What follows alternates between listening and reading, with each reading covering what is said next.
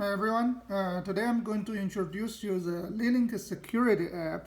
So basically, if you get the LeLink OBDII device, if you bought it after 2021, we actually add the firmware that you can switch on the security mode, which requires a pairing password in order to use its function.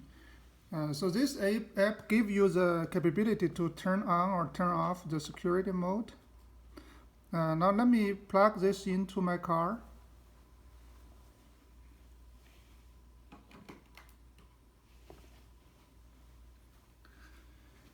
Okay, now it's plugged in. Let me start the app. So basically, in order to configure the adapter, it has to be power on less than 4 minutes.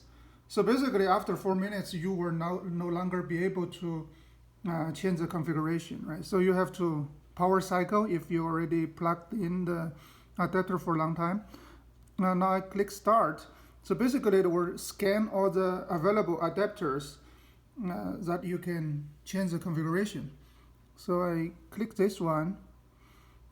So after it's connected, it will tell you the unique password for your device. And you can enable and disable the security mode. Right now, let me try to enable the security. So it will pop up this window to tell you, okay, it's enabled. Now you have to power cycle the adapter again in order to apply the change. So I click OK.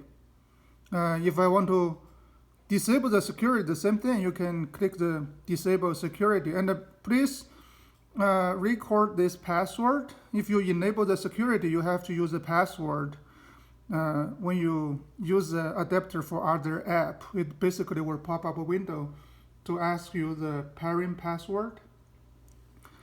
Okay, so yeah, that's it. It's pretty simple and straightforward. I hope you enjoy the new feature of this new adapter. Thank you. Bye.